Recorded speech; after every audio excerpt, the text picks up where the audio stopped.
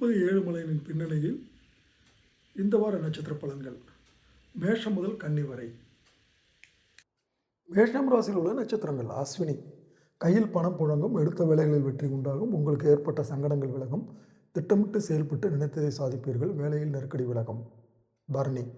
இழுபறியாக இருந்த வேலை முடியும், வாய்ப்பு தேடி வரும், தொழில் வியாபாரம் முன்னேற்றம் அடையும், ஒரு சிலரின் கனவு நனவாகும், எதிர்பார்த்த இடமாற்றம் கிடைக்கும், குடும்பத்தில் இருந்த நெருக்கடிகள் நீங்கும். கார்த்திகை 1ஆம் பாதம்.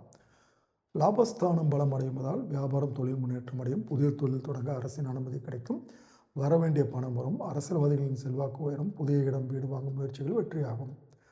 அடுத்து ரிஷபம் ராசியில் உள்ள நட்சத்திரங்கள். கார்த்திகை 2, 3, 4 பாதங்கள். தடைப்பட்ட வேலை நடக்கும், வேலைக்காக முயற்சித்து வருபவர்களுக்கு எதிர்பார்த்த தகவல் வரும், உத்தியோகத்தில் மேலதிகாரியின் ஆதரவு கிடைக்கும், வியாபாரம் முன்னேற்றம் அடையும். ரோஹிணி.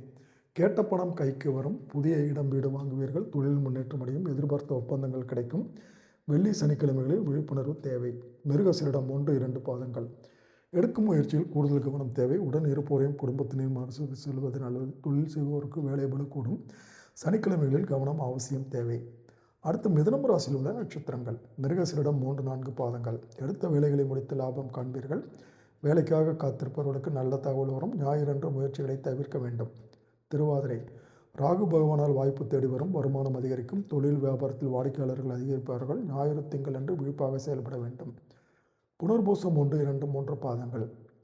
கேது, சனி, ராகு, சுக்கிரன் என உங்களுக்கு அவர்கள் யோகத்தை உண்டாக்குவார்கள், வசதி வாய்ப்புகளை அதிகரிப்பார்கள், பிறருக்கு உதவி செய்யக்கூடிய அளவிற்கு உங்கள் நிலை உயரும், திங்கள் செவ்வாய்க்கிழமை என்று கவனமாக செயல்பட வேண்டும்.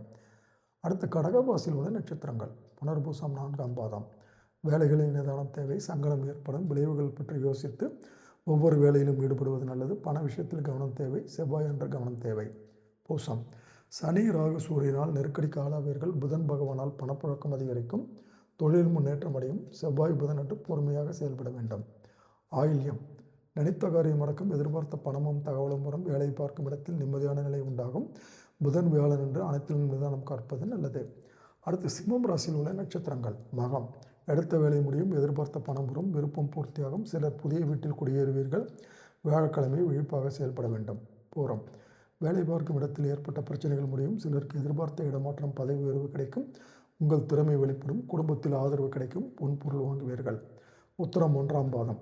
செல்வாக்கு உயரும், அதிகாரியின் ஆதரவு கிடைக்கும், இழுபறியாக இருந்த வேலைகள் முடியும், வியாபாரம் தொழில் எதிரிகள் பலவீனம் அடைவார்கள், தைரியமும் தன்னம்பிக்கையும் அதிகரிக்கும், வீண் வம்பு வழக்குகள் சாதகமாகும். அடுத்து கன்னிராசியில் உள்ள நட்சத்திரங்கள். உத்திரம் 2, 3, 4 பாதங்கள். கனவு நனவாகும், பணிபுரியும் இடத்தில் செல்வாக்கு சொல்வாக்கு என உயரும், முயற்சியில் தடை தாமதம் என்ற நிலை மாறும், உடல்நிலையில் ஏற்பட்ட சங்கடங்கள் விலகும்.